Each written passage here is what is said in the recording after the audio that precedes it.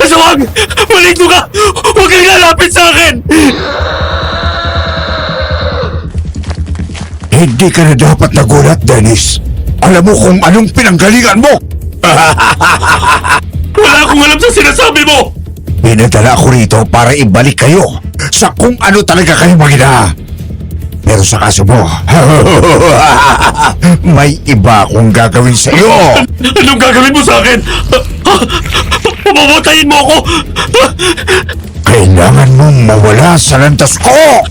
Wag! Parang awa mo na! Ikakasal na kami ni Angela bukas! Kaya nga mas lalo ka dapat mamatay dahil hindi kayo dapat makasal! Itong tandaan mo! Mapatay mo man ako ngayon! Pero hanggang sa kabilang buhay, puprotektahan ko si Angela laban sa'yo! Sige! Gawin mo!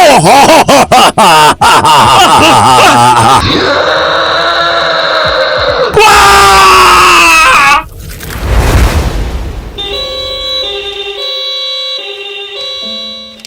Doon sa harap ng emergency room ng isang ospital ay dalawang ambulansya ang magkasabay na dumating. Mabilis na sinalubong ng mga doktor at nurses ang mga ito at binaba ang dalawang stretcher mula sa magkaparehong sasakyan.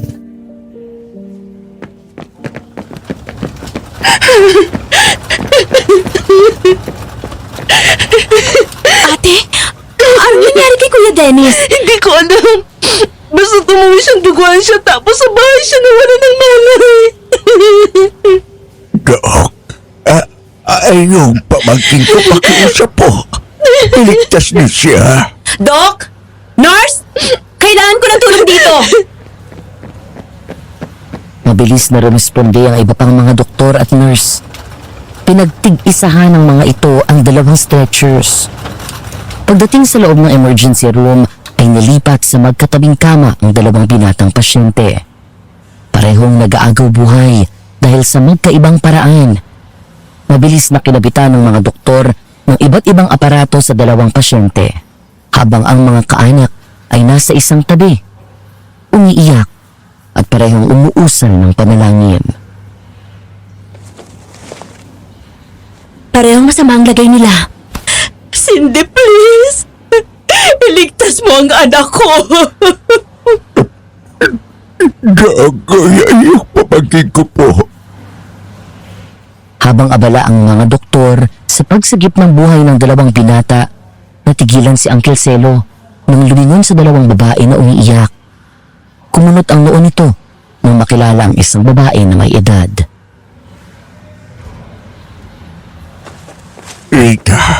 Rita, ikaw ba yan?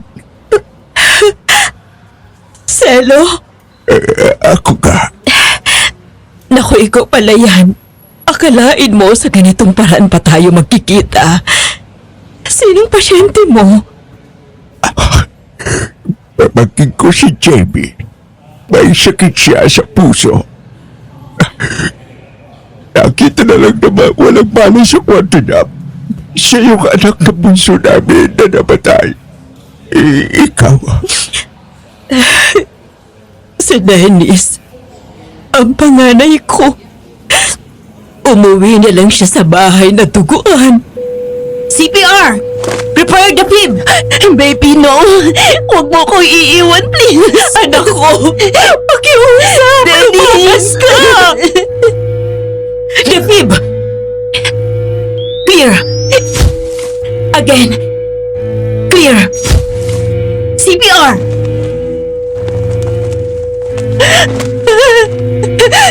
Dennis! Dennis! Kuya, lumabang ka! Wala na sila mami at daddy! Huwag mo naman akong iwan! Please, kuya! Time of death. 10:38 p.m.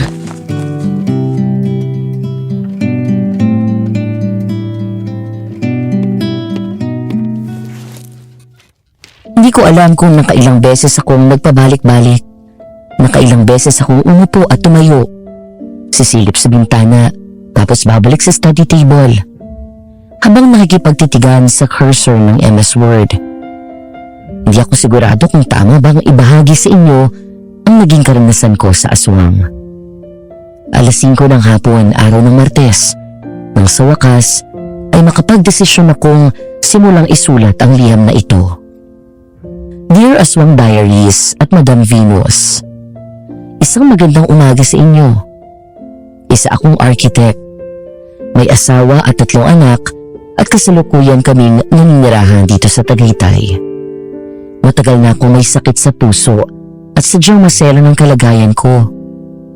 Dahil doon ay ilang beses nang nalalagay sa bingit ng kamatayan ang buhay ko. At habang tumatagal ay pakiramdam ko, mas umiiksi ang ilalagi ko dito sa mundo. Hanggang isang araw matapos ang matagal na paghihintay, ay dininig ng Diyos ang aking dasal. Nadugtungan ang buhay ko at nag-alis sa akin sa tiyak na peligro. Ang heart transplant. Inakala ko na mabubuhay na ako ng normal. Ngunit sa eksaktong 2 taon ng anibersaryo ng heart transplant ko, nagsimula akong managinip ng kakaiba na hindi nagpatahimik sa akin, kasabay ng sunod-sunod na pag-atake ng isang aswang.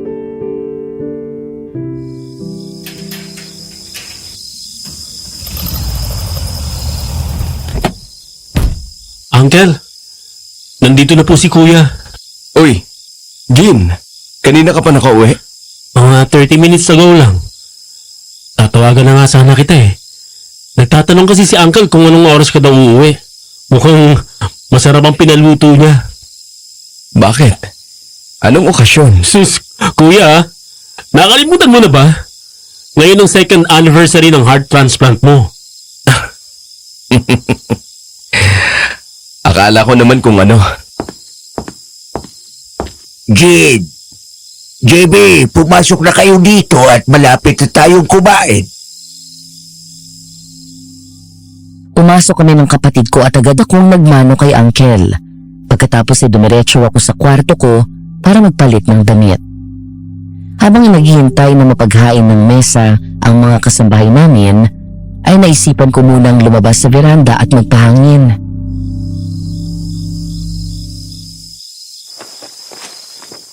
Malamig na naman ang hangin. Tiyak na masarap ang tulog ko mamaya. Pasok! Kuya, natanggap mo ba yung email ko kanina tungkol sa isang project na hawak ng isang architect natin? Nagrereklamo yung client eh. Wala daw nasunod sa lahat ng billing niya. Oo. Nag-meeting na kami kanina. Alam na rin na, Uncle. Bukas kakausapin niya yung client at yung architect na bida-bida na yun. Buti naman. Galit na galit kasi kanina yung kliyente. Sa sariling architectural firm si Uncle Celo, kami nagtatrabaho ng kapatid ko na isa namang engineer. Isa itong successful businessman na puro may kinalaman sa construction ang field ng negosyo. Dahil ulila na kami ni Jean sa parehong magulang, si Uncle naman ay byudo at walang anak. Kaya naman nung nawala ang daddy namin, ay siya na ang tumayong magulang naming magkapatid. Mula noon ay dito na kami nakatira sa maganda at malaking bahay niya sa Tagaytay. Kahit naman ako sa posisyon nila, mag-iinit din ang... Jean, may tao na pala sa kabilang bahay? Ah, sila Tita Rita. Oo. Nakabalik na sila galing ng Amerika. 2 taon din silang nanirahan doon matapos mamatay si Kuya Dennis. Naalala mo pa ba yung kwento namin ni Uncle sa'yo? Nung sinugod ka namin sa ospital ng gabing yun, na nakita ka namin walang malay? Kasabay mo sa ER si Kuya Dennis. Hindi nga namin nakilala agad ang isa't isa ni Tita Rita. Pareho kasi kaming mataas ang emosyon. Oo, naalala ko. Namatay si Kuya Dennis ng gabing yun. Natakot pa nga kami ni Uncle ng araw na yun. Paano? Sabay kayo nag-flatline ni Kuya Dennis. Tapos ayun nga, ikaw na-revive ng mga doktor at si Kuya hindi nakaligtas. Hindi kami masyadong close si Kuya Dennis. Nakikita-kita ko lang siya minsan nung bata pa tayo kapag naglalaro sa labas. Nakalimutan ko na nga yung itsura nun. Kaya nga eh, nakakalungkot na nawala na siya. Ano ba daw ang ikinamatay? Hindi ko alam. Hindi sinabi ni Tita Rita. Basta ang naalala ko nun, puro dugo si Kuya tapos may malaking sugat sa tiyan at leeg. Tara, baba na tayo. Nagugutom na ako. Araw ng Sabado. Dahil wala namang pasok sa trabaho, ay sinadya kong magpatanghali ng gising. Habang kumakain kami ay pumapasok ang malamig na hangin sa dining area. Bukas kasi ang mga accordion glass door, maging sa sala.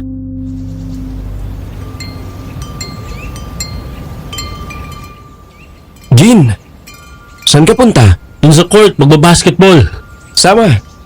Tara, laro tayo. O tara, magkakape lang muna ako. Maya na po ako kakain ng uncle pagkatapos ko maglaro ha. Sige, at ikaw naman, JB. Huwag kang masyadong magpapagod. Alam mo, bawal sa iyo ang ganyang physical activities. Uncle naman, alam ko po yun. Aalalayan ko po ang kilos ko. Pinaalala ko lang sa iyo, mabuti na yung nag-iingat tayo, anak. Oh, itong gamot mo, huwag mong kalilimutan pagkatapos mong kumain, ha? At sa Martes, huwag mong kalilimutan yung regular check-up mo sa doktor. Yes, Uncle. Thank you. Matapos kong kumain at magsuot ng rubber shoes, ay sabay kaming magkapatid na lumabas ng bahay. Naglakad kami papunta sa court dahil maaga pa naman at taron lang naman yon sa labas ng subdivision. Nang mapadaan kami sa katabing bahay namin kung saan nakatira ang nabanggit ni Jean na si Kuya Dennis, may kakaiba kong naramdaman nang mapatingin ako doon. Hindi ko alam kung bakit pero napahinto ako at tumitig sa bahay. Kuya, bakit? Jean, nakapasok na ba tayo dyan sa loob? Hindi ko alam. Di pa yata eh. Wala akong matandaan. Bakit? Hindi ko maintindihan. May iba akong nararamdaman.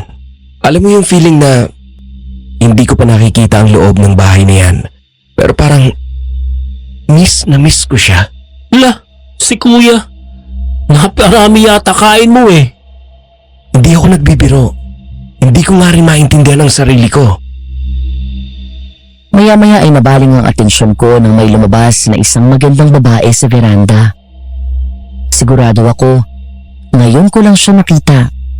Pero pakiramdam ko ay parang matagal ko na siyang kilala.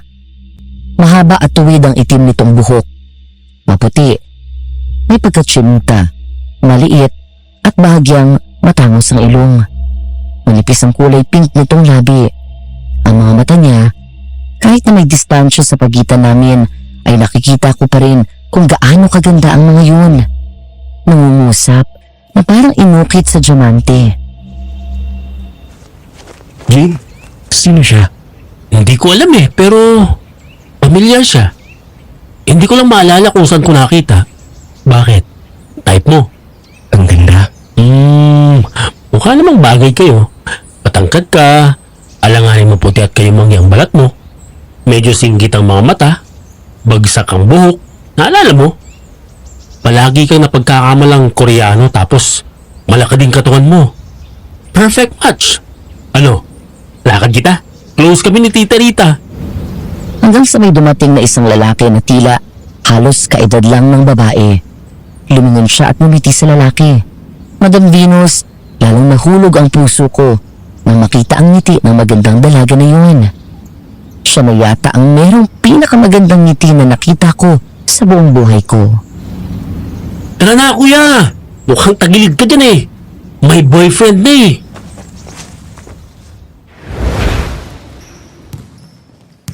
Pagdating sa korte, naupo muna ako sa gilid. Habang pinapanood ang kapatid ko at ilang taga roon sa subdivision na maglaro. Dahil sa kalagayan ko, hindi na ako basta pwedeng makipagsabayan ng paglaro ng basketball o kahit anong physical activities. Kung maglalaro man, konting takbo, konting dribble, walang excessive movements. Gumaling man ako sa sakit ko, limitado pa rin ang mga pwede kong gawin. At habang buhay na rin akong iinom ng gamot. O kuya, tara na! Laro! 7 minutes! Matapos makipaglaro ng kapatid ko, ay sa kanya ko sinali. Kung may pinagpapasalamat ako sa Diyos bukod sa pangalawa kong buhay, iyon ay may kapatid akong maalaga. Kahit na mas bata, ay para mas matanda si Jean sa tuwing inaalagaan ako. Palaging nagpapaalala at nakaalalay sa akin. Alalay lang kuya ah. Huwag kang tatakbo ng gusto, baka malibang ka. Oo na nga. Nga pala, Jean. Tulungan mo naman ako.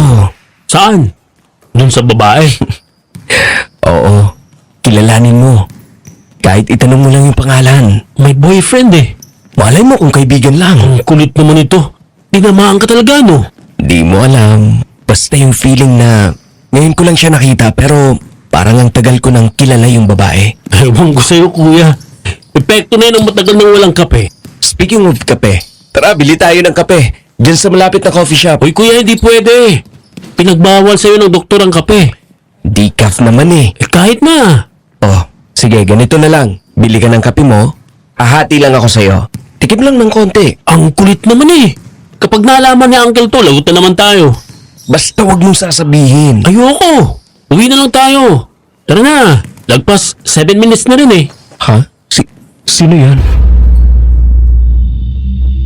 Habang nagtatalo kaming magkapatid, napakunot noo ako nang mapatingin sa labas ng court. Sa kabilang side ng kalye, ay napansin ko ang isang lalaki. Nakatayo sa tabi ng kotse, nakasuot ng maong na pantalon, kulay puti na polo shirt na may bahid na maruming dugo at nakasuot ng black-rimmed eyeglasses. Pamilyar sa akin ang lalaki pero hindi ko alam kung saan kami nagkakilala. Kuya, sinong tinitingnan mo? Jean, tingnan mo yung lalaki dun sa kabila. Ha? Saan? Puro dugo yung damit niya. Ayun oh, sa tabi ng kulay pulang kotse. Yung nakaputing polo shirt. Wala naman eh. Anong wala?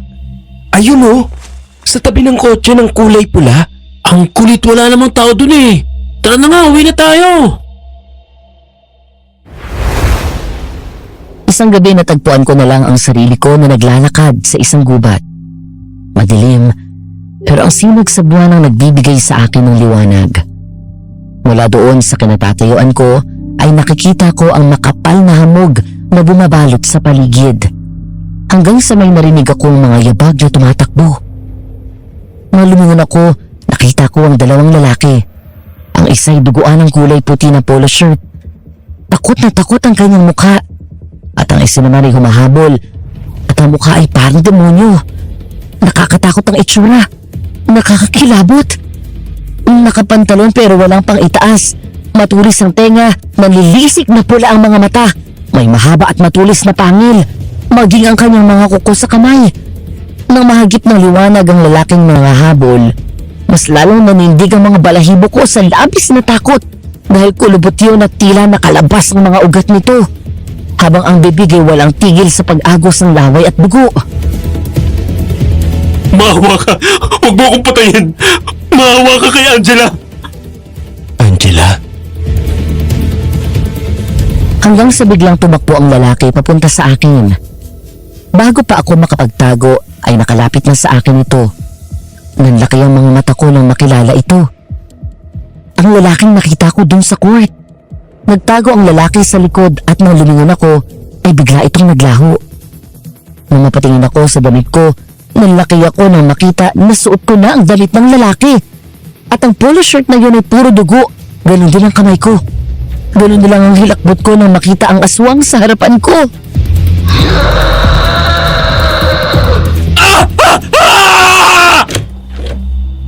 GB! GB! Hingal na hingal at takot na takot akong lumingon sa paligid. Naroon ako sa kwarto. Isang masamang panaginip lang pala ang lahat. Pero parang totoo. Humahangos na lumapit sa akin si Uncle Celo at agad kinuha ang isang baso ng tubig na nasa ibabaw ng bedside table. GB anak, binagugot ka. Parang totoo, Uncle. May nakita akong aswang.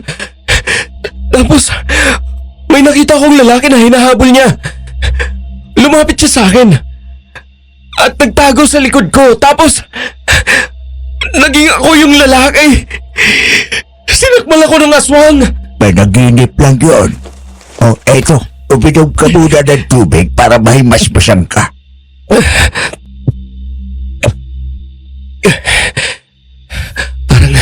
Parang hindi pa naginip yun, Uncle. Akala ko, nandun talaga ako sa gubat. Baka Madala lang yan ang stress mo sa trabaho. Sabi ko naman sa iyo, Iyo, take it easy. Nariyan naman si Jean. Hatibang tauhan natin sa kumpanya. Alam mo na bawal sa iyo ma-stress at mapagod. Okay? Yes, Uncle. Sige na, at matulog ka na ulit. Huwag mong kakalimutan magdasal para hindi ka na binabangungot.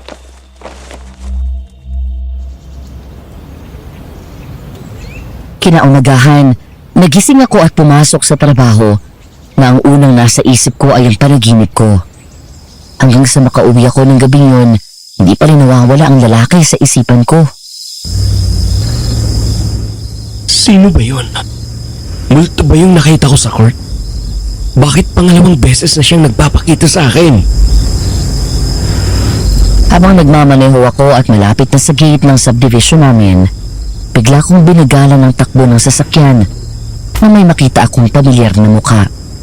Ang magandang babae sa kabilang bahay. Naglalakad dito at tila nagmula sa loob ng sementeryo na matatagpuan lang halos katabi ng subdivision namin. Hindi ko rin naman maintindihan ang sarili ko, Madam Venus. Pero namalayan ko na lang ang sarili ko na huminto sa gilid ng daan at bumaba ng sasakyan sa kanilapitan ng babae.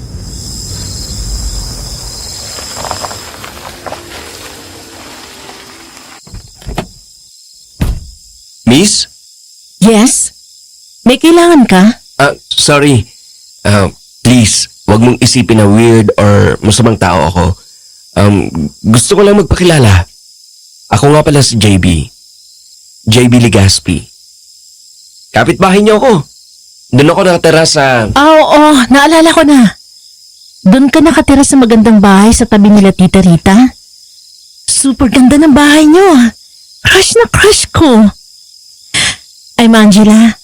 Angela? Wow! Nice name! Thank you. Napansin ko galing ka sa loob ng sementeryo? May dinalaw ka sa loob? Oo. Yung puntod ng fiancé ko, si Dennis. Oo! Si Kuya Dennis. Kilala ko siya. Though hindi kami close at nakalimutan ko na rin ang itsura niya.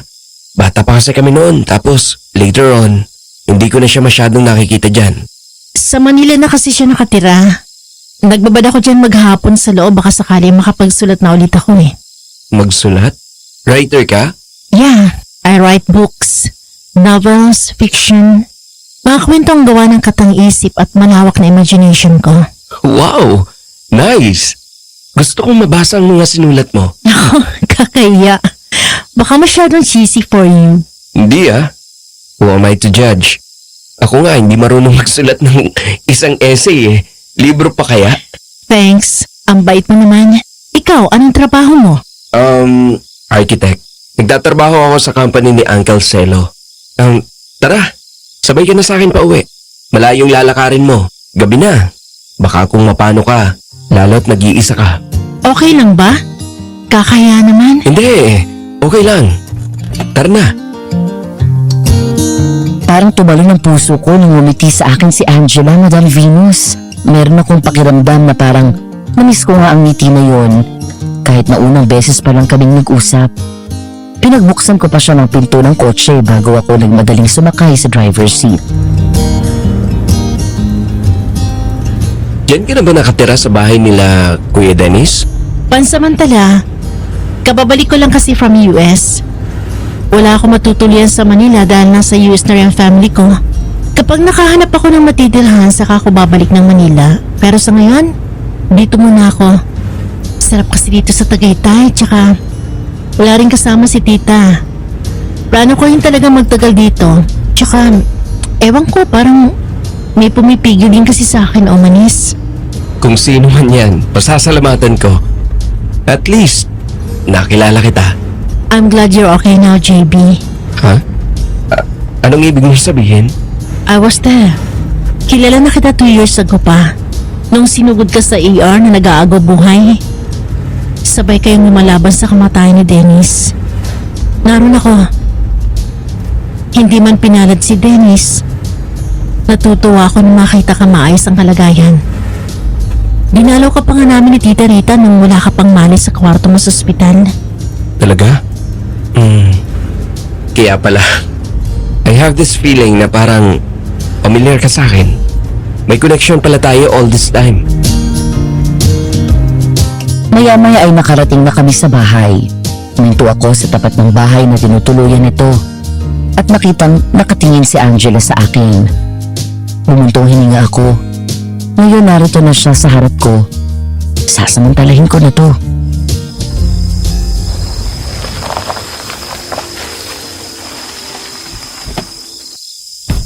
Salamat sa pagsabay sa akin, JB.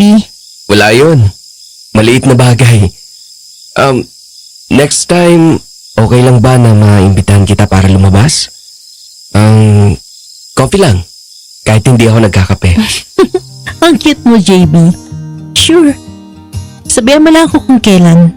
Talaga? Oo naman. Oh, thanks. Kunin ko number mo at social media account mo. Okay lang? No problem. Matapos kaming magpalitan ng number at social media accounts, ay bumaba na rin ito at siya namang labas ni Tita Rita.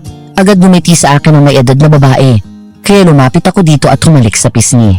Nakita ko ang giliw ng mga ngiti niya habang nakatingin sa akin. Good evening po. Nakilala mo na pala itong si Angela. Opo. Namukhaan ko ho kasi kaya nagpakilala ako at sinabay ko na. Galing na naman ito siguro dun sa puntod ni Dennis. Lagi ko ang sinasabihan na huwag magpapagabi at delikado ng panahon ngayon. Tita, okay lang po ba na maimbitahan si Angela na lumabas? Ay, oo naman. Hindi mo na kailangang magpaalam sa akin. Mabuti nga at para hindi palaging nagmumukmuk dito o doon sa puntod ng anak ko. Angela, bakit ngayon ka lang? Alan? Narito ka pala. Ano oras ka dumating? Mga 1 hour ito. Susundan nga sana kita dun sa sementeryo eh. Sabi ni tita, ayaw mo daw na magpasama kapag naandun ka sa punto ni Dennis. Ay, oo nga pala at kanina ka pa niyan hinihintay. Sige tita, una na po ako. Okay, sige. Salamat ulit, JB, ha? Hindi pa man din ako nakakasakay ng kotse nang makaramdam ako ng bigat sa dibdib ko. Bahagya yung kumirot. Hindi ako nakasakay agad sa kotse at humawak ako sa dibdib ko. Huminga muna ako ng malalim ng 3 beses bago sumakay sa loob. Bago ko tuluyan pa andaring yon, ay narinig ko pa na bahagyang nagtalo si Angela at ang lalaking naroon. Sino yun? Saan mo nakilala ang lalaking yun? Bakit kayo nagkasama? Ano ba, Alan? Kung makapagtanong ka naman eh.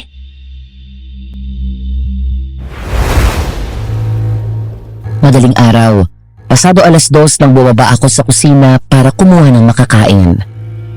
Nang sandaling yon ay may tinatapos akong plates na kailangang ipakita sa kliyente ng 10:00 ng umaga. Habang abala ako sa paggawa ng sandwich, natigilan ako nung may marinig akong kaluskus mula sa loob ng dirty kitchen namin. Manang? Nang walang sumagot ay pinagpatuloy ko lang ang ginagawa ko. Pabalik na sana ako sa kwarto ko sa 2nd floor nang mapansin ko na nakabukas ng konti ang accordion door namin sa dining area. Isasarado ko na lang yun nang mapatingin ako sa sahig. May lupa. Doon ako kinutuban ng masama at mabilis na napalingon sa gawin ng dirty kitchen kung saan ko narinig ang kaluskos. Dahan-dahan akong naglakad pabalik sa kusina. Pagkatapos binuksan ang cabinet at kinuha ang baril na nakatago doon. Sinadya yung ilagay ni Uncle doon para daw may pangdepensa sakaling may pumasok na masamang loob. Nakumpirma ko na nga na may nakapasok nang muli kong marinig ang kaluskos na yun. Kinasa ko ang baril at dahan-dahan lumapit sa pinto papunta sa dirty kitchen. Bubuksan ko na lang sana yun nang bigla kong narinig na bumukas ang pinto sa loob. Kasunod ang malakas na sigaw ng kasambahay namin. Doon ko biglang tinulak ang pinto. Ganun na lamang ang gulat ko nang makita ang isang pamilyar na nakakatakot na nilalang. Napaatras ako nang wala sa oras. Ang aswang! Ang aswang na nakita ko sa panaginip ko! Nakatakbo ang kasambahay namin ng mabilis at naisarado ang pinto. Nabaling sa akin ang atensyon ng aswang. Sa kabila ng gulat ko, agad kong inangat ang baril at pinaputokan nito ng ilang beses. Sabay angil nito ng malakas. Uncle! Mabilis akong tumakbo pabalik at hinabol ako ng aswang. Habang tumatakbo ako ay biglang may nahagip ang isip ko. Deja vu! Ang panaginip ko! Ganun na ganun lang nakita ko kung paano hinabol ng aswang ng lalaki. Nang lumingon ako, mabilis akong dumapa nang makitang tinalon ako ng aswang. Muli kong binaril ito. Maya-maya ay humahangos na dumating si Uncle Seno at si Jean. Kuya! Kumuha ka ng asin, bilisan mo. Pati yung butot pagi. Opo, Uncle! Sino ka? Anong kailangan mo sa akin? Matapos ko siyang mabaril na naiwasan ito, ay mabilis akong sinakyan ito at nagtangka na akong kagatin. Pero napukpok ko ito ng baril, ngunit hindi sapat para umalis ito. Nang magtangka akong barilin ulit ito, ay doon na niya nahawakan ng kamay ko. Bago pa ako tuluyang masaktan ng aswang, mabilis na lumapit si Uncle Seno at biglang binato ng asin at bawang habang mabilis na umuusal ng dasal na hindi ko maintindihan. Lumayas ka dito, kampunang Diablo! Layas! Matapos ang asin ay hinagupit ni Uncle ng hawak nitong kamukha ng latigo. Sumigaw ang aswang at mabilis na tumakbo palabas. Mabilis na hinabol namin ang aswang. Nagpaputok pa ako ng 3 beses at tinamaan ito sa balikat. Pero mabilis pa rin itong nakaakyat sa bakod at tumalon. JB anak, nasaktan ka ba? Hindi po. Kumihingal na napahawak ako sa dibdib ko nang maramdaman ko na bahagya akong nangangapos ng hininga. Hinagod ni Uncle Seno ang likod ko at agad na bumaling sa kapatid ko habang ang mukha nito ay bakas ang labis na pag-aalala. Jim, yung gamot ng kuya mo, kunin mo. Madali ka. Opo, Uncle!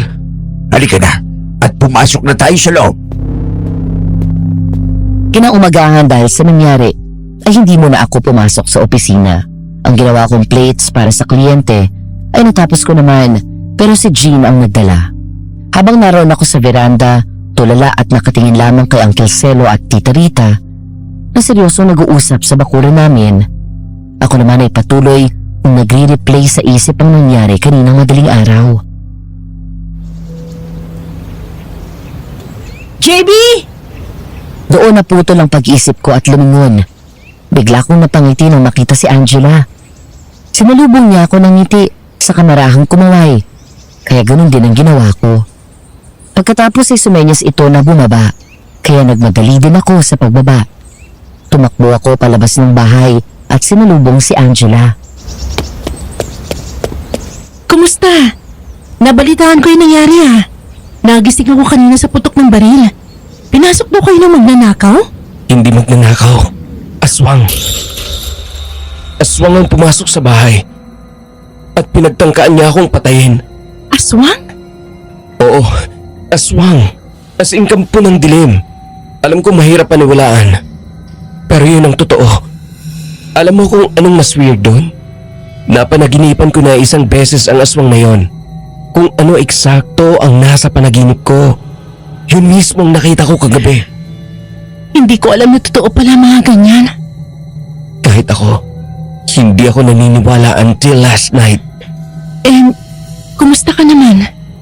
Ayos lang ako. Siya nga pala, mamaya, tuloy tayo ha? Yung coffee date? Oo naman. Daanan kita dito ng 4:00, okay ba yon? Mga 3:00 agahan natin. Dadaan lang muna ako sa punto ni Dennis. Sure. Gaya ng napagkasunduan namin ni Angela, ay nagpunta kami sa sementeryo at dumaan sa puntod ni Dennis. Nag-aalay ito ng sariwang bulaklak. Pagkatapos ay naupo kami sa damuhan. Sa lahat ng sementeryo, isa na yata yon sa hindi nakakatakot. Para yung park dahil sa ganda at dami ng halaman at puno. Ang mga street lamps ay parang mga makalumang street lights sa Europa.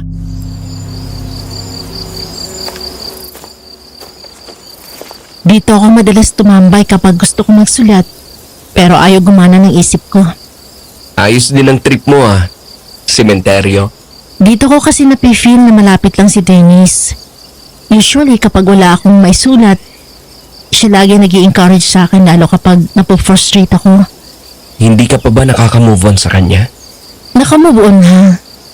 Kaya nga pagkatapos namin siyang ilibing, umuwi ako ng US. At 2 taon ako naglagi doon. Tanggap ko na rin. Mahirap lang talaga siyang kalimutan. Hindi mo naman siya kailangang kalimutan eh. Dahil parte na rin siya ng nakaraan mo. Magbubukas ka lang ng bagong chapter sa buhay mo. Right. Ang galing. Kung paano ko magsalita at magpayo para kang si Dennis. Protektahan mo siya, JB. Protektahan mo siya. Bigla kong napalingon sa paligid na marinig ang pamilyar na tinig na yun, kasabay ng pag-ihip ng malamig na hangin. Sa kakalingon ko, natigilan ako nang makita na naman ang lalaki na nakita ko sa basketball court at sa panaginip ko. Pareho ang damit at duguan pa rin. JB, okay ka lang? Oo. Ano? Tara na. Okay.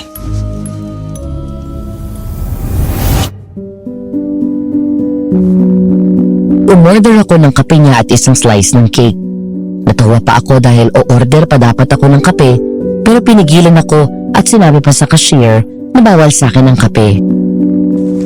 Akala ko pa naman makakalusot na ako at makakainom ng kape kapag hindi si Jean ang kasama ko. Hindi pala. Sorry. Mahigpit na binilin sa akin ng kapatid mo na bawal kang magkape. Napakahigpit talaga ng isang yun. Nag-aalala lang sa iyong kapatid mo. Naalala ko rin. Doon sa ospital habang sabay kayong nire-revive ni Dennis, nakita ko si Jean. Iyak ng iyak. Takot na takot habang parehong tawag sa iyo. Sa aming dalawa, siya ang parang mas matanda sa amin. Siya ang palaging nag-aalaga sa akin. By the way, thanks for inviting me again. Wala yun. Sana hindi to yung last. Oo naman. Sabihan mo lang ako kung saan tayo pupunta next time. Talaga? Ngayon lang ulit ako lumalabas mula na mawala si Dennis at nakabalik dito sa Pilipinas. Masaya ka namang kasama, makulit, madaldal, interesting. Curious nga ako sa mga bahay na designs mo eh. Sige, pakita ko sa iyo yung iba. Nilabas ko ang phone ko at pinakita ang ilang designs ng bahay na natapos ko na. Lumobo ang puso ko nang wala akong marinig mula sa kanya kundi papuri. Wow! Ang galing naman! So yung bahay niyo ngayon, kayo rin na nag-design?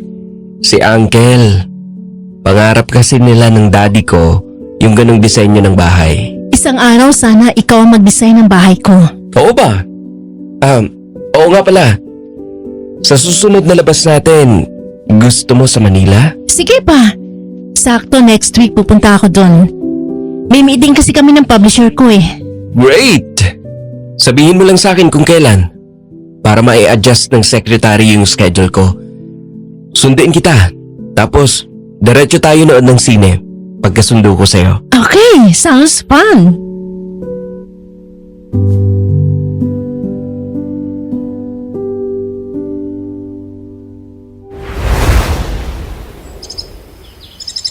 Masaya akong bumaba mula sa second floor. Parang lilipad ako sa sobrang gaan ng bawat hakbang ko. Nang makasalubong ko si Jean, ay pagbiro ko pa itong binangga at kunwari nasa court kaming naglalaro ng basketball. Nang sadya ko itong banggain ang balikat ko, nawalan ito ng balanse kaya natawa kami.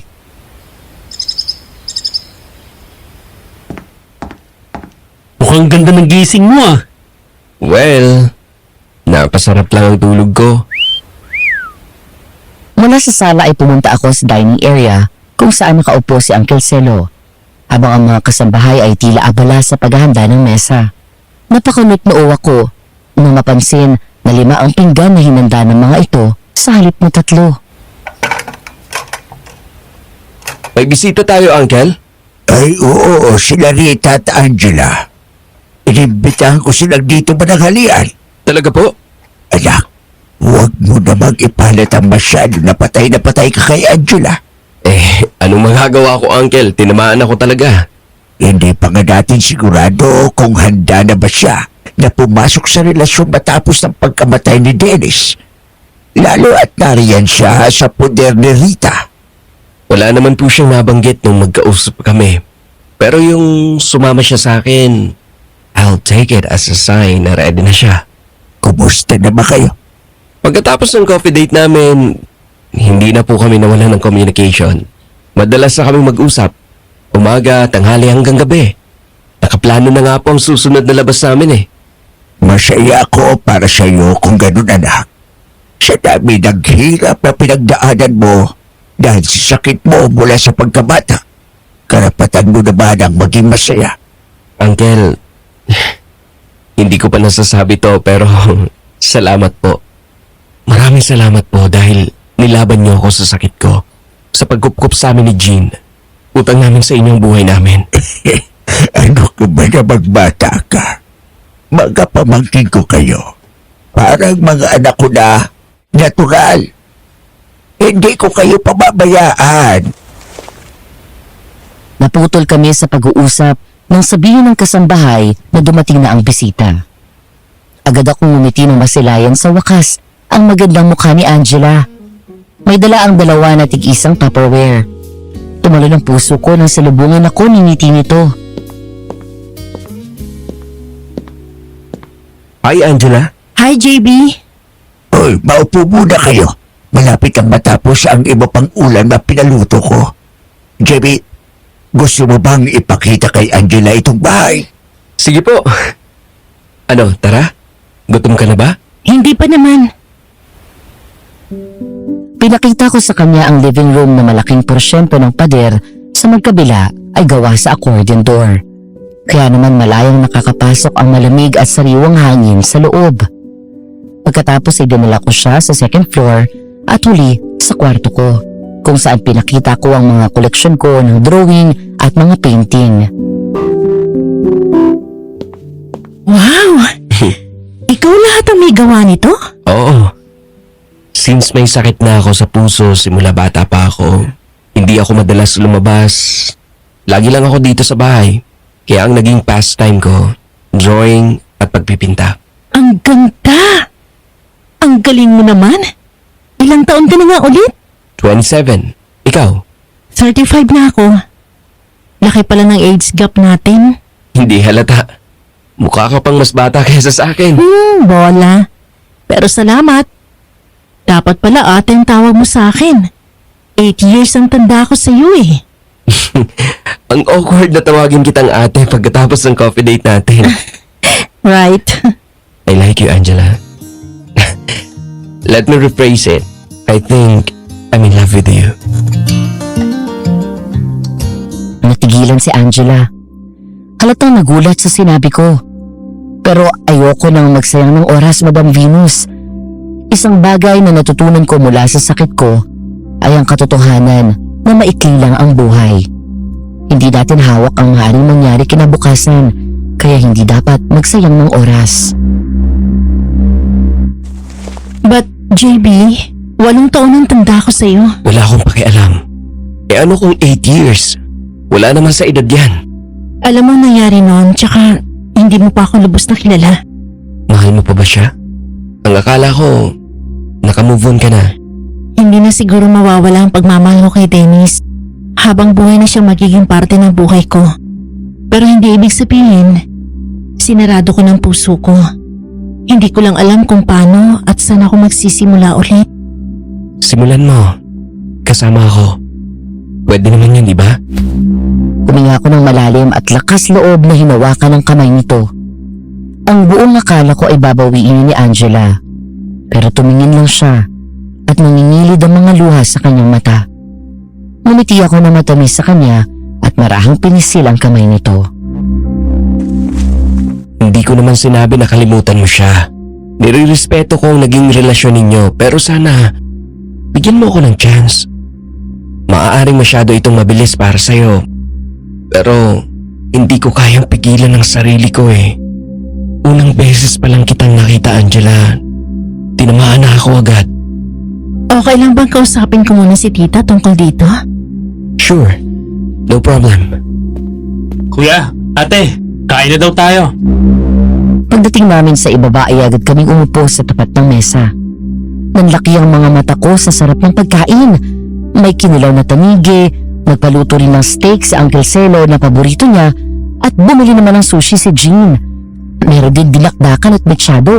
Pagkatapos ay nagdala pa ng kare-kare si Tita Rita at Angela.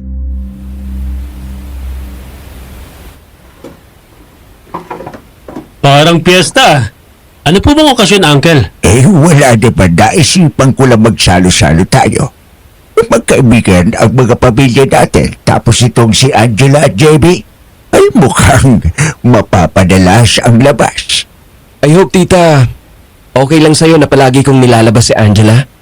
Naku iho, okay lang. Matagal ko na sinasabihan niyang si Angela na mag-entertain na ng manliligaw. Ayoko naman buong buhay siyang nakakulong sa alaala ng anak ko. Alam ko naman na mas gugustuhin ni Dennis na makita siyang masaya. Oh, narinig mo yun? Oo na, wala na akong kawala. Uy, kare-kare! Hindi ko maintindihan kung bakit takam na takam ako sa kare-kare. Hindi ako mahilig sa mga pagkain na may halong peanut or peanut butter. Kaya naman, gano'n na lang ang gulat ni Uncle Celo at ng kapatid ko nang maglagay ako sa pinggan ko. Pagkatapos ay nilantakan ko yun na parang miss na miss ko ang pagkain na yun.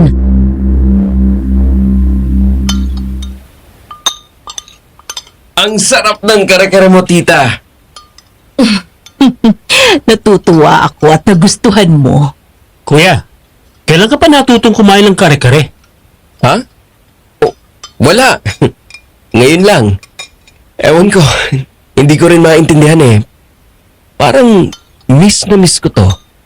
Parang miss na miss ko ang luto ni Tita Rita. Oh, hindi ba kumakain ng kare-kare si JB? Hindi po, tita. Ayaw na ayaw ni kuya mga pagkain na may mani o peanut butter. Kaya nga nagtataka ako eh. Jean, lagyan mo nga ako ng steak dito tsaka sushi. Ha? Sure ka? Pati ito? Eh hindi mo rin to kinakain dati eh. Ayaw mo ng mga hilaw na pagkain. Kaya nga nagpaluto si Uncle na mechado at iba pang favorite food mo eh. Basta ilagay mo dito. Yan! Thank you. Ang sarap. Lahat ng kinakain ni JB, lahat yan ay paboritong pagkain ni Dennis. Talaga po? Baka nagbabago lang ng appetite itong pamangkin ko. Sige na't kumain na tayo. Masarap naman talaga ang kare-kare mo. Buti nga, at nainggan niyo mong kumain itong si JB. Angela, kain na kain, ha? Iya. Opo, Matapos ang tanghalian ay matagal pang nagkwentuhan si Uncle at Tita Rita. Kaya kami ni Angela, magkasama pa rin mula kanina. Dahil malamig ang hangin ay nagyaya akong maglakad-lakad hanggang sa makarating kami sa labas ng subdivision.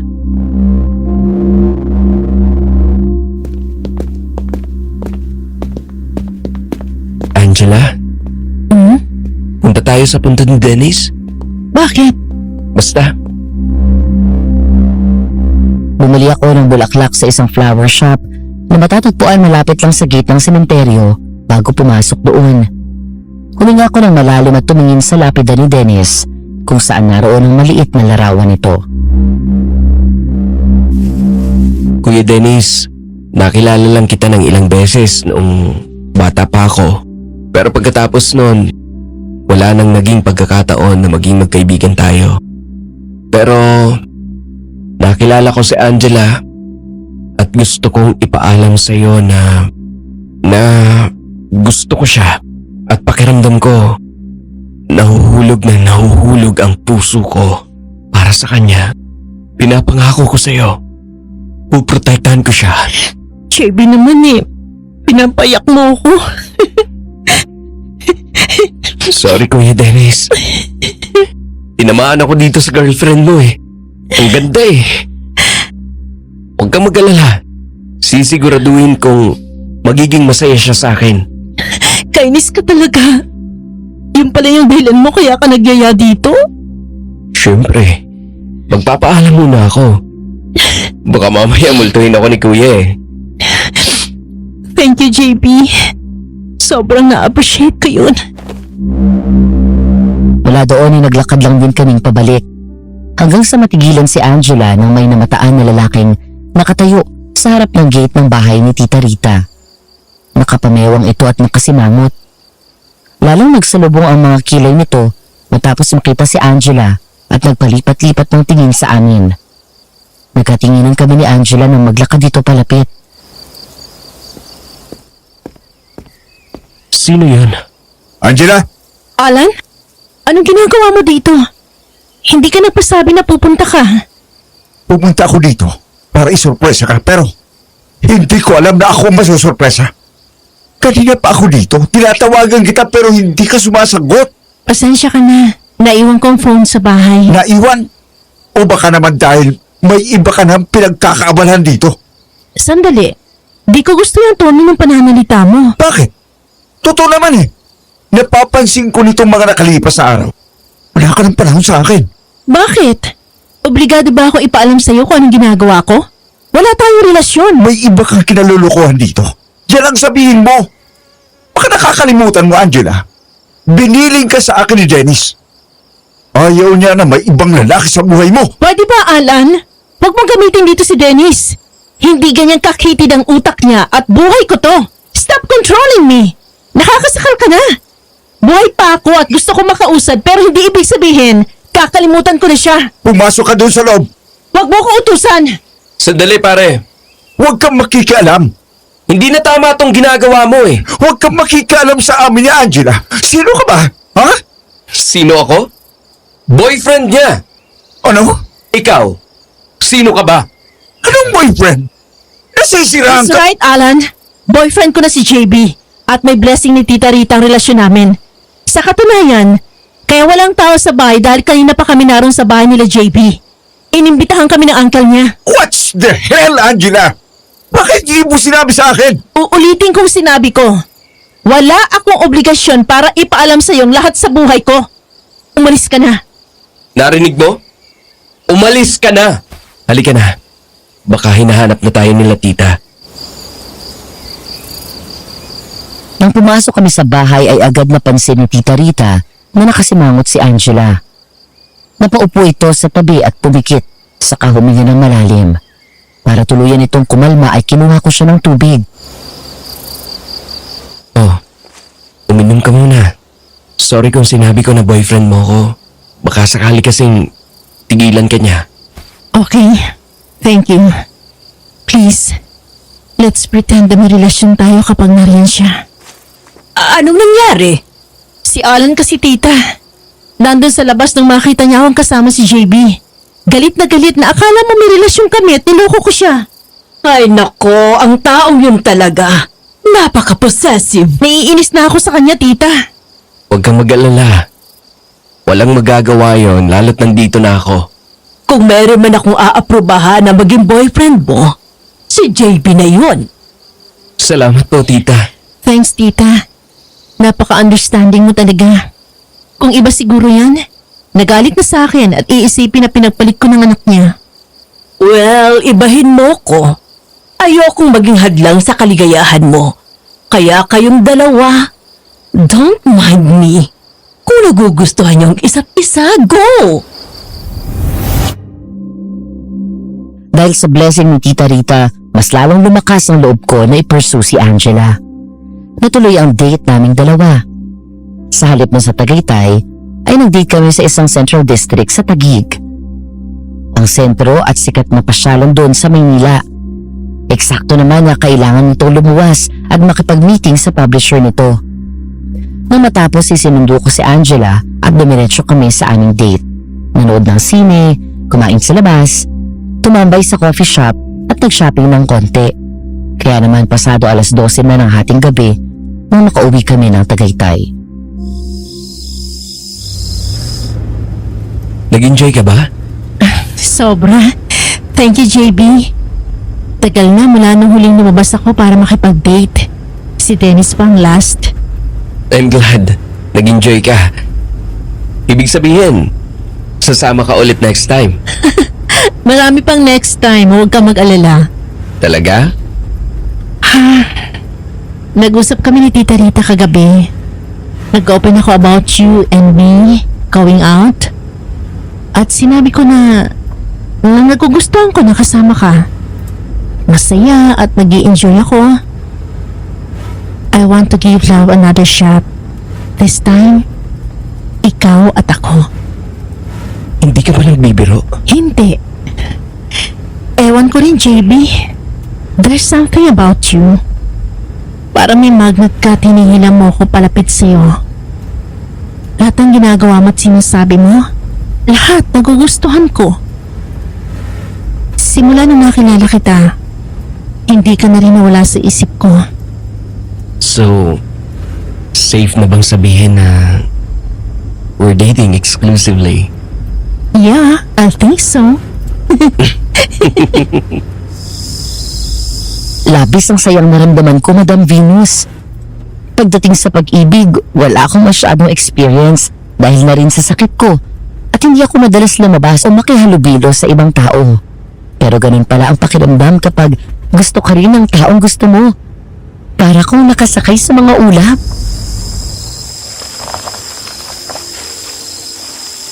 So paano, pasok na ako sa loob? Okay. Good night. Good night, JB. Salamat ulit. Bababa na sana ito ng kotse nang bigla itong tumingin ulit sa akin.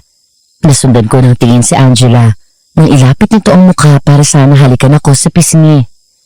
Pero bigla kong ginalaw ang mukha ko at sa halip ay hinalikan ko siya sa labi. Bumilis ang tibok ng puso ko, Madam Venus. Ang buong akala ko ay magagalit sa akin si Angela at itutulak ako. Pero gumanti siya ng halik sa akin at hinawakan pa ako sa pisngi. JB, tama ba talaga to? Kahit na mas matanda ako sa'yo? Wala akong nakikitang mali. We're okay and perfect. Ikaw na rin ang nagsabi. Gusto mong bigyan ng chance ang sarili mo. Alam ko, natatakot lang ako. Bigla akong nag-alala kasi kay Anan. Oo nga pala. Sino ba yun? Best friend ni Dennis. Mula nang mawala siya, di na umalis si Alan sa tabi ko. Kahit nung pumunta ako sa US, sumunod siya. Wala kami relasyon, pero nito mga nakalipas na buwan, kung tratuhin niya ako parang boyfriend ko siya eh. Masyado siyang controlling. Siloso. Ayaw niyang may lumalapit o kumakausap sa akin mga lalaki. Palagi ang depensa na nagbilin daw si Dennis na bantayan ako at huwag palapitan sa kahit sino. Pero kilala ko si Dennis, hindi siya ganun. Isa lang ang ibig sabihin nun. Binabakuran ka niya. Hindi dahil sa kaibigan niya, kundi dahil may iba siyang pakay sa'yo. Alam ko yun. Pero wala akong gusto sa kanya. Sa katunayan, kahit nung panabuhay si Dennis, sinabi ko na sa kanya na hindi palagay ang loob ko kay Alan. Pero dahil nga best friend sila, nakasama na lang ako. Akong bahala sa'yo. Natigilan ako sa pagsasalita nang gumalaw ang kotse na para bang may sumampa mula sa likod. Lumingon kami pero walang tao doon. Hanggang sa pareho kaming tumingala sa bubong ng kotse nang maramdaman ang mabigat na yabag doon. Agad nangalisag ang balahibo ko. Ang pamilyar na kilabot na yon na una kong naramdaman nung una kong nakita ang aswang. Hanggang sa...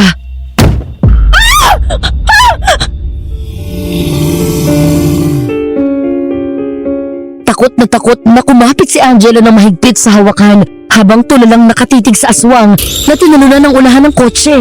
Galit na galit itong umangil sa amin at malakas na sinuntok ng paulit-ulit ang salamin ng kotse. JB! Kumapit ka ng mabuti! Bigla kong inatras ang kotse sabay tapak sa preno. Nawala ng balanse ang aswang at nahulog. Matapos yun ay mabilis ko ulit pinaandar ang kotse at sadyang sinagasaan ito. Umatras ulit ako at sinagasaan ulit ang aswang. Hanggang sa hindi na gumagalaw pa ang aswang at nakahiga na lang sa simento. Maya-maya ay umahangos na lumabas si Uncle Selo at Tita Rita.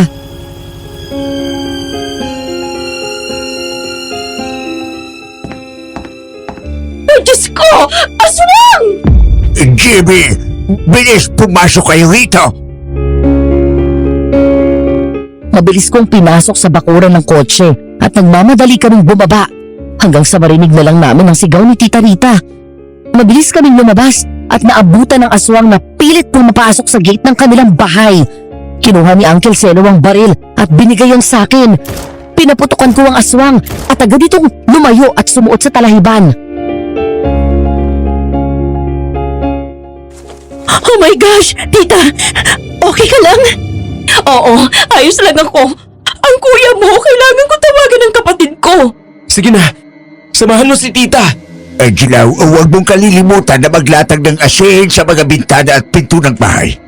Itong mga sanga na ito, dikdikin mo tapos ay isama mo sa insenso tapos sindihan nyo at ilagay sa paligid ng bahay para hindi kayo pasukin ng aswang. Opo!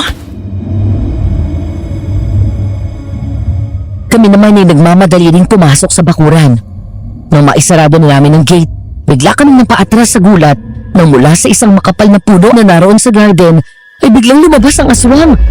Dahil sa bilis ng pangyayari, nagawa nitong makalapit sa akin. Nabitawan ko ang baril at nasakyan ako nito. JB, Jean, ang asin, bilis! Nagpumiglas ako habang sakal ako nito at pilit na nagtatangkang kagatin ako. Sa halip ng takot, hindi ko maintindihan kung saan galing ang matinding galit na nararamdaman ko ng mga sandaling yun. Hanggang sa marinig ko sa isip ko ang pamilyar na tinig ng lalaki sa panaginip na pinatay ng aswang na nasa harapan ko. Etong tatandaan mo! Kapag may nangyaring masama sa akin, kahit nasa kabilang buhay ako, puprotektahan ko si Angela laban sa'yo! Biglang natigilan ng aswang at mabilis na lumayo sa akin. Bakas ang gulat sa malademonyo nitong mukha. Nagtangka itong sugurin ako pero dumating muli si Uncle at agad na nilatagan ng asin sa harap namin. Nang muli ko sanang babarilin ito ay mabilis umakyat ng pulo ang aswang at tumalong mula doon palabas ng bakuran. Nasaktan ka ba, kuya? Hindi naman. Ayos lang ako.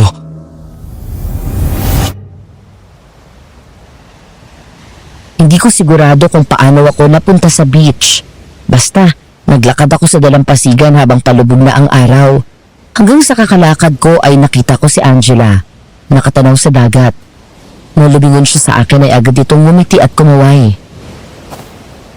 Babe! Babe? Bakit niya ako tinawag na babe? Wala pa naman kaming napagkasunduan tungkol dito ha. Tumakbo palapit si Angela at agad yumakap sa akin. Tuwang-tuwa pa ako dahil sinandal nito ang ulo sa dibdib ko. Kaya niyakap ko siya at sabay naming pinanood ang paglubog ng araw. Hanggang sa nagsalita ito at nagtaka ako sa mga sumunod na sinabi niya. Babe, malapit ang kasal natin. Ilan ang gusto mong anak? 4. Ayoko kapag 2 lang. Parang hindi masaya. Kapag 4 magulo, hindi nakakalungkot. Sa tingin mo kaya ko maging mabuting ina at asawa? Oo naman. Matagal na nating pangarap yun, di ba? College pa lang tayo. Babe, naalala mo pa ba yung palagi mong sinasabi sa akin sa tuwing nalulungkot ako? Bakit? May problema ka ba? May nangyari ba sa trabaho mo? Wala naman. Gusto ko lang marinig yun. Sige. Ikaw at ako, habang buhay, masaya. Mahal kita. Mahal mo ko. Araw-araw walang palya. Thank you, babe. Uy! Dennis! Pare! Bigla kong napabalikwas ng bangon habang habol ang bawat paghinga ko. Nang lumingon ako sa paligid ay naroon ako sa kwarto. Nanginginig ang mga kamay ko. Nang mga sandaling yun ay doon ko lang napagtagpi-tagpi ang lahat. Ang panaginip ko na may lalaking hinahabol ng aswang at pinatay. Ang multo ng lalaking nagpapakita sa akin. Ngayon naman, ang panaginip na nasa beach kami. Tinawag akong Dennis ni Alan. Si Angela. Kaya pala ganun ang sinasabi niya. Dun sa panaginip, ako si Dennis. Siya ang multong nagpapakita sa akin. At ang lalaking hinahabol ng aswang. Pero...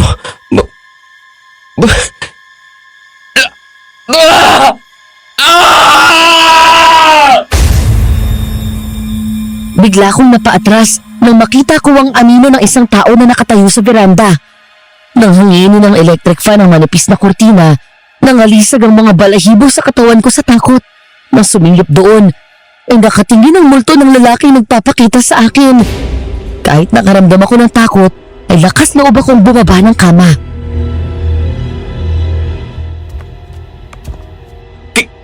Kilala na kita! Ikaw si Kuya Dennis, hindi ba? Hindi ito nagsalita. Hindi rin ito lumabas ng veranda at nanatili lang na nakatayo sa gilid ng kama. Maya-maya ay may narinig akong maraming bulong sa paligid. Napapikit ako at tinakpan ang aking mga tenga.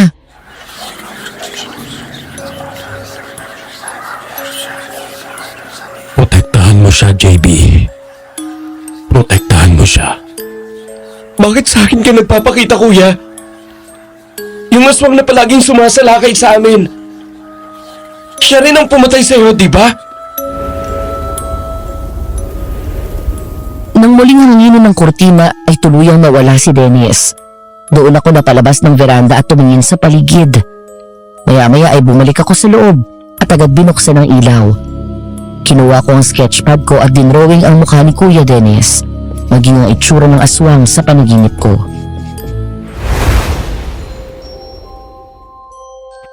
Kinaumagahan nang magising ako ay mabigat na ang pakiramdam ko. Dahilan para hindi ako makapasok sa trabaho. Mabigat ang dibdib at nakakaramdam ako ng pananakit doon. Dahil sa pag-aalala ay agad pinatawag ni Uncle Celo ang family doctor namin. Ayon sa kanya ay maaaring dala ng pagod at stress ang pananakit ng dibdib ko. Niresetahan ako ng gamot at pinayuhan na magpahinga ng mabuti. Paalis na ang doktor nang humahangos na dumating si Angela at bakas ang pag-aalala sa mukha nito.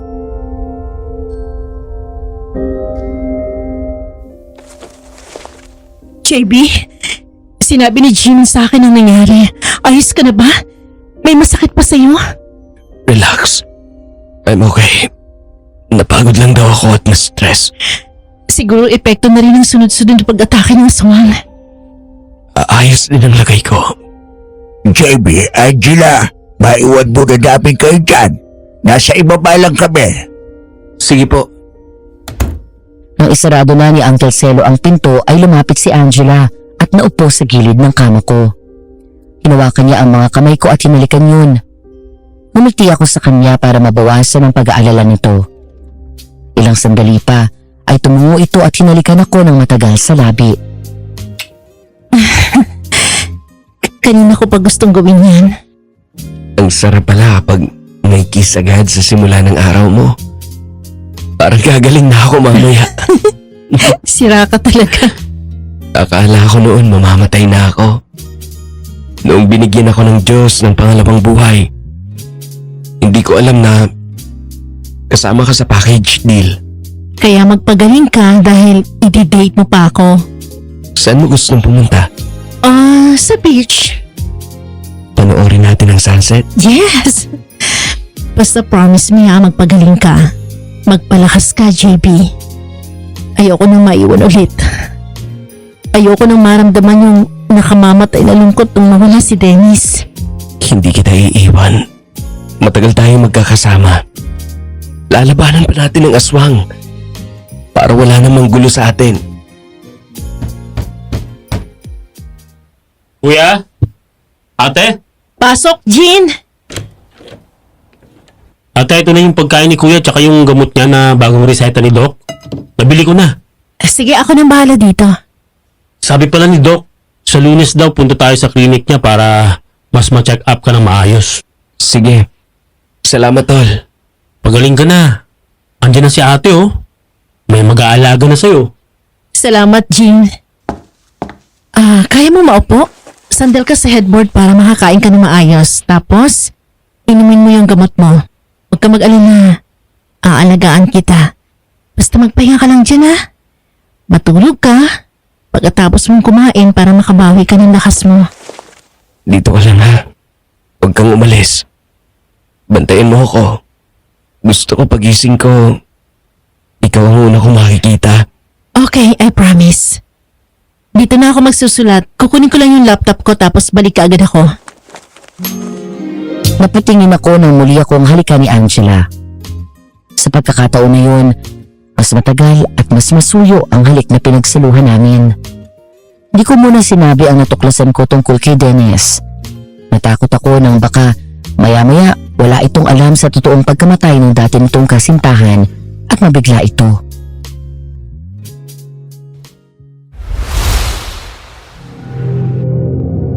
Tinupad ni Angela ang pangako niya. Hindi nga siya umalis sa tabi ko. Habang tulog ako, ayon sa kwento ni Jean, ay doon nagtatrabaho si Angela.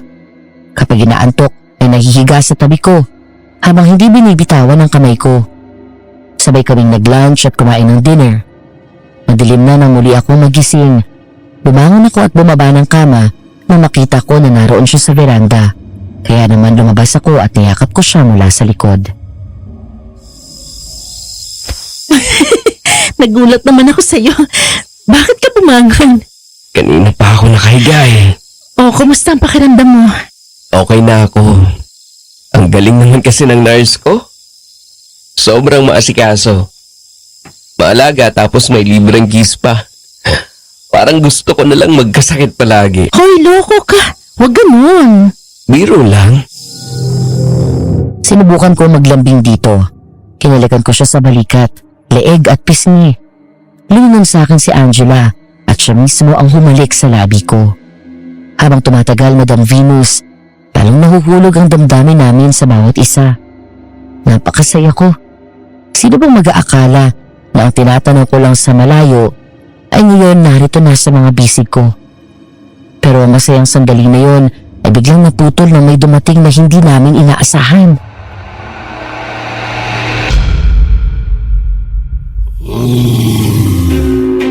JB, yung aswang! Bigla kaming napahinto nang mula sa poste ng bahay ay umakyat ang aswang at sumampa doon sa veranda. Mabilis kaming umatras at agad kong tinago si Angela sa likod ko.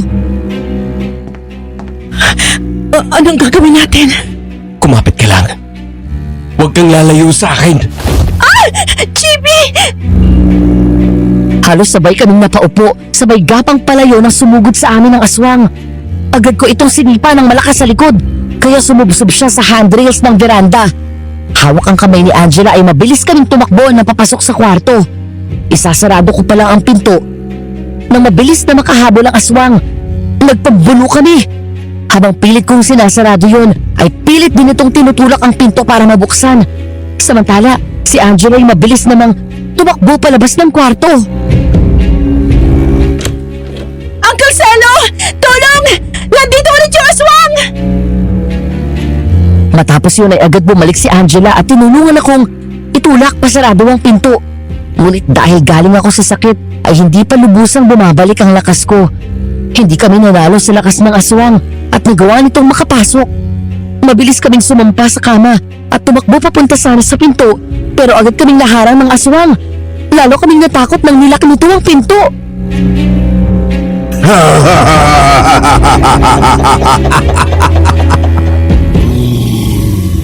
Mabilis kong kinuha ang baseball bat ko sa sulok habang patuloy na pinoproteksyonan si Angela. Mahigpit ang hawak nito sa akin at umiiyak na sa takot. Nang mga sandaling yun ay muli akong nakaramdam ng paghinga at pananakit ng dibdib ko. Pero hindi yun ang oras para magkasakit ako. JB! Yung puso mo! Ayos ka lang ba? JB, Angela, Kuya! Kuya! Oh, okay lang ako. Basta huwag kang lalayo sa akin. JB! Biglang sumugod sa amin ang aswang, pero mabilis ko itong nasalubong ng malakas na palo ng baseball bat. Saglit itong nawala ng balanse, pero mabilis ding nakabawi. Nang pangalawang sugod nito, nahawakan na nito ang bat nang subukan kong ipalo ulit yun. Nag-agawan kami hanggang sa maihagis niya yun sa kama at gumulong ako doon. Bumagsak ako sa sahig at narinig ko na lang ang malakas na sigaw ni Angela.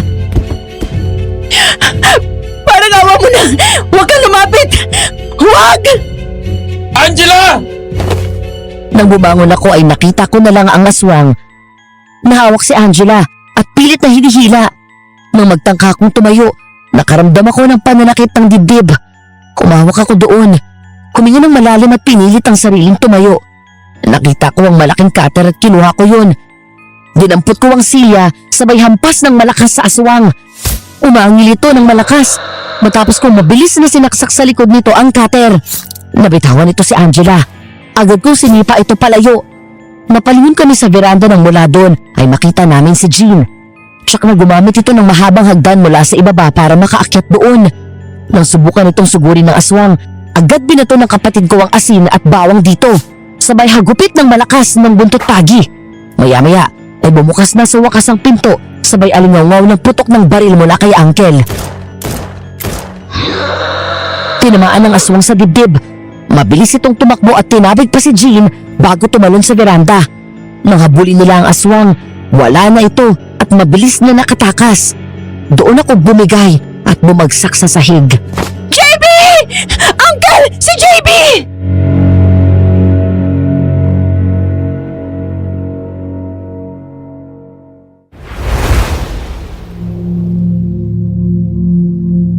Umaga, nagising ako na wala si Angela doon sa kwarto. Maingat akong bumangon at pinakiramdaman ng sarili. Kalalabas ko lang kahapon ng ospital matapos akong makonfine ng 3 araw at kinailangang obserbahan ng mga doktor. Nang masiguro na nasa mabuti akong kalagayan, saka pa lang ako pinauwi. Ay narinig ko na nag-uusap si Uncle Celo at Tita Rita. Naroon din si Angela at si Jean. May nababanggit si JB sa akin dahil laking palagi kang napapanaginipan. Maaaring si Dennis yun. Pero di ba magkakilala na sila nun pa? Oo. Pero mga bata pa sila JB noon. Sa Maynila na nanirahan si Dennis ng mahabang panahon at bihira nang umuwi dito. Kung hindi na maalala ni JB si Dennis, paano niya na-drawing to? Gayang-gaya niya mukha ni Dennis. At ito, ganitong ayos niya nung umuwi sa bahay. Tuguan ang damit. Ilang beses ko nang napapanaginipan kung paano pinatay si Kuya Dennis. JB? Bumaba ako at sinalubong ako ni Angela sa hagdan para alalayan. Naupo ako sa bakanting silya sa tabi ni Uncle at kinuha ang mga drawings ko. Huminga ako ng malalim. Mula nang tumungtong ang 2 taon, mula ng heart transplant ko, nagsimula akong managinip. Isang lalaking hinahabol ng aswang. Nakasuot ng maong na pantalon, white polo shirt, naka-rubber shoes at eyeglasses. Maraming puno at mahamog ang paligid. Hindi ko alam kung bakit. Pero nakita ko na lang na hinahabol siya. Paulit-ulit kong napapanaginipan yon. Ang akala ko, simpleng bangungot lang. Kaya nagulat ako nang magpakita ang aswang. Ang aswang na nakita ko sa panaginip ko. At siyang pumatay kay Kuya Dennis. Aswang ang pumatay kay Dennis? Nakita ko sa panaginip ko kung paano siya magmakaawa sa aswang. Ang sabi pa niya, ikakasal na kayo kinabukasan. Pero dahil sa sinabi niya, ay mas lalong pinatay si Kuya Dennis. Bago siya sugurin ng aswang, isang pangako ang binitawan niya na kahit sa kabilang buhay ay puprotektahan ka ni Kuya Dennis. At bago pa ako managinip tungkol sa kanya, nagpakita muna siya sa akin. Court. At nung nasa sementeryo tayo bago pumunta sa coffee shop, hiniling sa akin ni Kuya na protektahan kita. Hindi ko pa alam noon kung kanino, pero ngayon, malinaw na. Gusto niyang protektahan kita mula sa aswang. Kung si Angela ang pakay niya, bakit palagi si JB ang puntirya ng aswang? Tita, sandali. Ang akala ko ba sabi mo na pagtripan ng mga adik si Dennis? I'm sorry, Angela. Nagsinungaling ako sa iyo. Totoo ang panaginip ni JB. Aswang ang pumatay sa anak ko. Hindi ko masabi sa iyo ang totoo dahil sa takot na tuluyan mong malaman ang lihim ng pamilya namin. Anong ibig niyo sabihin? Ang pamilya ko ay galing sa isang angkan sa Aklan. Hindi kami isang ordinaryong pamilya dahil mula kami sa mga unang lahi ng aswang dito sa bansa. Aswang po? Oo. Tama kayo nang narinig. Ako at si Dennis ay may dugong aswang na nananalaytay sa ugat namin. Ang kwento sa akin ng lolo ko, isinumpa kami ng isang babayla na nakaaway ng isa sa mga ninuno ko. Isinumpa kami ng walang hanggang gutom at uhaw sa laban at dugo ng tao. Mula nga noon ay naging aswang na sila. Panahon pa lang ng Kastila at tagasik na ng lagim ang mga ninuno ko. Pero ang nanay ng lolo ko, nakatagpo ng isang magaling na albularyo mula sa lahi nila Selo. Tinulungan nila kami na makalaya sa sumpa. Kaya mula sa lolo ko ay normal na kaming namuhay na parang ordinaryong tao. Pero kahit putol na ang sumpa sa amin, nasa dugo at nananalaytay pa rin sa amin ni Dennis ang pagiging aswang. Hindi totoong allergic kami sa asin at bawang. Nakakakain kami ng ordinaryong pagkain na niluto na may asin at bawang, pero hindi namin ito kayang hawakan. Nasusunog ang balat namin. Bahagi na yon ng kanilang pagkatao at hindi kayang alisin ang sumpa dahil natural nang nananalaytay ang dugong aswang sa kanila. Pero hindi sila nagpapalit ng anyo at kumakain ng tao o hilaw na hayop. Normal na sila gaya natin. Bakit hindi ito sinabi ni Dennis sa akin? Dahil natatakot siya na kapag nalaman mo ay iwan mo siya. Kung ganun, tita, uncle, bakit si Kuya JB ang napili ni Kuya Dennis? Hindi naman sila magkaibigan nun. Bakit siya? Isa lang ang nakikita kong dahilan. Si Dennis ang heart donor mo, JB. JB anak, ang puso ni Dennis ang dahilan kung bakit buhay ka hanggang ngayon. Ano? Doong sabay kayong dumating ni Dennis sa ospital at parehong nag-aagaw buhay. Hindi nakaligtas si Dennis habang ikaw naman ay unti-unting humihina ang puso. Kapag hindi ka naoperahan agad, hindi ka na rin magtatagal. Nalaman ni Rita na may pinirmahan si Dennis na sakaling mamatay siya, ay gusto nitong i-donate ang puso niya. Kinausap ni Rita si Cindy, ang kapatid ni Angela, at si Rita mismo ang pumili kay JB na tumanggap ng puso ng anak niya. Parang inadya naman ng tadhana dahil lang matapos ang mga tests ay nag-match ang dalawa. Kaya pala. Siya siguro ang madalas kong nararamdaman. Siguro, miss na niya kayo. Palagi kong nararamdaman na parang miss na kita, tita. Kahit na hindi naman kita masyadong kilala noon. Ganon din kay Angela. Pati ang bahay ninyo. Yung mga kinain mo nung nag-lunch kami dito. Yung kare-kare, steak at sushi. Mga paborito yun ni Dennis. Selo, may kailangan pa kayong malaman tungkol sa aswang. Ano yun? Bago ang gabing namatay si Dennis, gaya ng nangyayari kay JB, ilang araw na rin pala siyang inaatake ng aswang.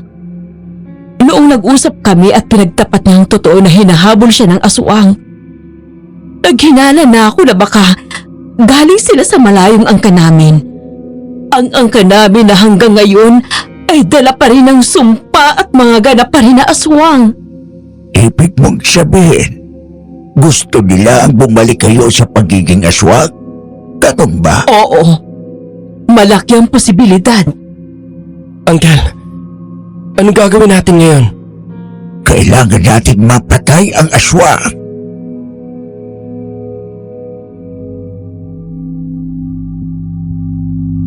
matapos ang pag-uusap naming lahat, ay hindi pa rin ako iniwan ni Angela. Nanatili siya sa tabi ko at magkatabi kami sa kama. Umiiyak siya matapos malaman ang totoong kinamatay ni Dennis. Madilim na nang nagpaalam itong uuwi na. Hatid na kita? Hindi na. Kagagaling mo lang ng ospital eh. Paano kung matiyempohan ka ng aswang? Hindi yan. Nandiyan lang sa tabi yung bahay ni tita. Angela, kapag natapos lahat ng to, tsaka natin pag-usapan ng tungkol sa ating dalawa. Lalo pagkatapos ng mga nalaman natin. Sige. Sana walang magbago. Wala. Pangako yan. O sige. Una na ako. Okay. Atid kita hanggang gate. Tapos, tanawin na lang kita hanggang sa makapasok ka. Hindi naman ito tumanggi. Pagdating namin sa gate ay humarap muna ito sa akin pagkatapos ay malambig na yumakap sa leeg ko. Saka ko hinalikan sa labi ng matagal. Halika! Balik tayo sa loob. Doon ka na lang matulog sa kwarto. Hindi pwede. Walang kasama si tita. Kapag malakas na ako, babawi ako sa'yo. Okay. Sige na. Good night. Good night, love. Napangiti ako nang ngumiti din ito na may halong kilig. Nasa tapat na siya ng bahay ng gate ni Tita Rita nang manlaki ang mga mata ko matapos may biglang lumabas na pamilyar na nilalang. Mula sa likod ng isang nakaparadang sasakyan ay nagtatago ang aswang. Bigla nitong sinuntok sa sikmura si Angela, dahilan para mawala ng malay. Pagkatapos ay sinampay sa balikat at mabilis na tumakbo saka pumasok sa loob ng madilim na kakahuyan. Angela!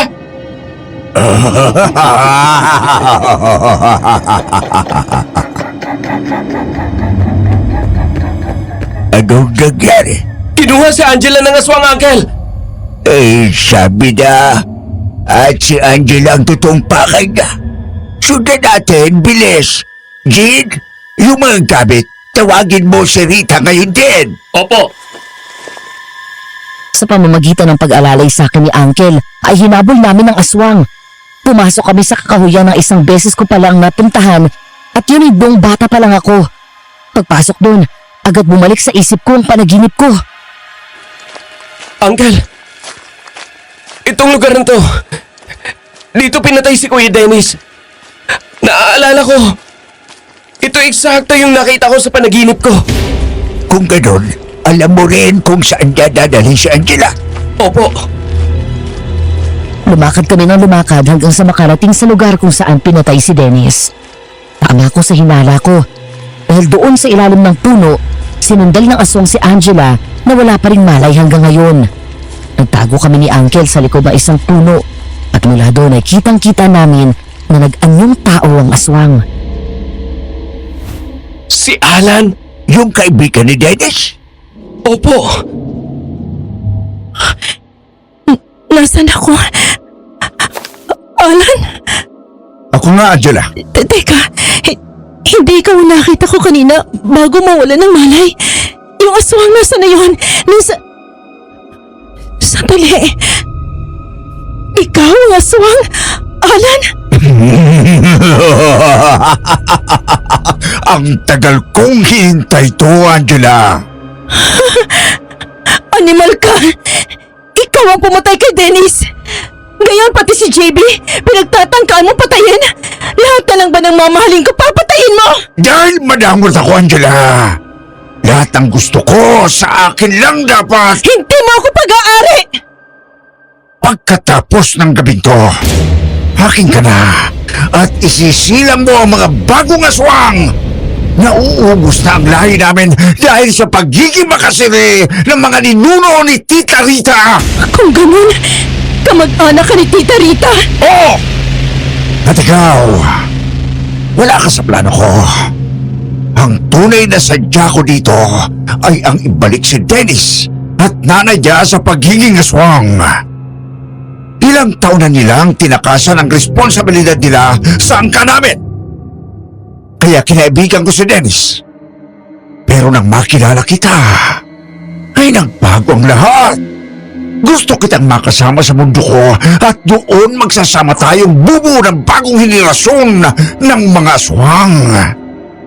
Kinalangan ko lang patayin si Dennis dahil sagabal siya sa plano ko. Ngayon nakuha na kita. Susunod ko si Tita Rita bago ko papatayin si JB na yon. Napaligon kami ni Uncle sa isa't isa matapos ang revelasyon ni Alan.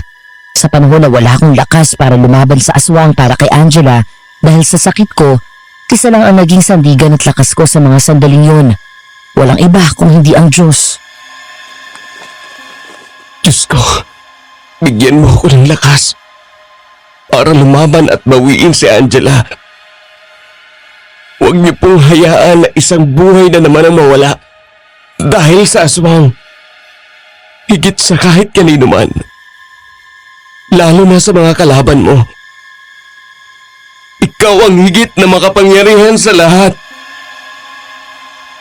Ilang sandali pa ay naroon na rin ang kapatid ko at si Tita Rita. May inabot sa akin si Tita. Isang balaraw na alon-alon at magkabila ang talim. Tumingin siya sa akin at ngumiti na may bakas na takot. Itong gamitin mo sa kanya. Kawayan sa tanso. Isa sa mabisang sandata laban sa aswang. Kapag tinarak mo yan sa puso ng aswang, tiyak na mamamatay siya. Sige po. Doon ako lumabas mula sa pinagtataguan ko. Nakita ko ang gulat sa mukha ni Alan pagkakita sa akin. Habang si Angela ay napangiti nung makita ako at parabang nakahinga ng maluwag. Nagtangka itong tumakbo palapit sa akin pero agad mahigpit na nahablot ang braso nito. JB! Bitiwan mo ko, Alan! Demonyo ka! Tumahimik ka! Nakalimutan mo na ba ang sinabi sa'yo ni Dennis bago mo siya patayin? Kahit nasa kabilang buhay siya, puprotektahan niya si Angela laban sa'yo. Paano mo nalaman yan? Habang nagmamakaawa si Dennis sa'yo na huwag mo siyang patayin dahil kasal niya kay Angela kinabukasan, sinabi mo na mas lalo siyang dapat mamatay. Nagmakaawa si Dennis na huwag mo siyang patayin, pero ginawa mo pa rin. Paano mo sabi na alaman yan? Hindi na importante yon. Ibalik mo sa akin si Angela, Alan, bago pa mahuli ang lahat sa'yo. Umalis ka na dito at bumalik sa demonyong angka na pinanggalingan mo! Hindi ako alis na hindi kasama si Angela! Huwag mong ipilit ang gusto mo. Hindi mo siya makukuha! At anong magagawa mo? At anong magagawa mo? Mahina ka! Hindi ako kaya ng isang lampa na tulad mo! May isa kang hindi alam, Alan. Kaya ako buhay ngayon ay dahil kay Dennis. Dahil puso niya ang nasa loob ko. Akala mo siguro napatay mo na siya.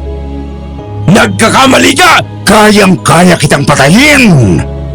Gaya na kung papaano ko tinapos ang buhay niya! Alan! Wag! Wag! Tumakbo si Alan palapit sa akin at doon bumalik ang anyo nito bilang aswang. Hindi ako natinag sa kinatatayuan ko at hinayaan itong sumugod sa akin. Nang malapit na ito ay biglang umalingaw ang isang putok ng baril.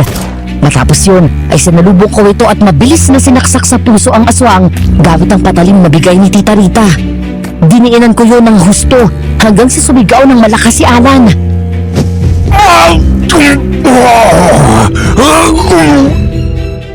Mula sa likod ng aswang, lumitaw si Tita Rita at Uncle Celo sa kaparehong sinaksak din ng aswang. Dumating naman si Jean at tumayo sa likod ko, sabay tutok ng baril sa ulo ng aswang. Hindi ko sasayangin ang sakripisyong ginawa ng mga ninuno ko para lang bigyan kayo ng buhay na maayos, tahimik at may takot sa Diyos. Kahit kailan, hindi ko ipagpapalit ang relasyon ko sa Panginoon para sundin ang kasamaan nyo! Para sa anak ko, mamatay ka na!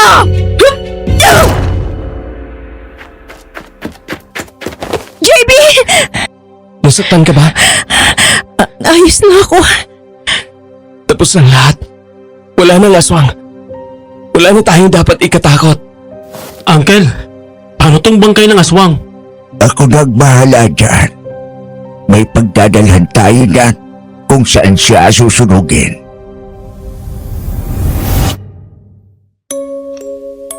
Dalawang taon na ang lumipas matapos namin patayin ang aswang. Natahimik na rin kami mula noon. Formal ko inalok si Angela para maging girlfriend ko at matapos ng isang taon mahigit ay inalok ko naman siya ng kasal. Eto nga, Madam Venus, sa wakas ay asawa ko na siya.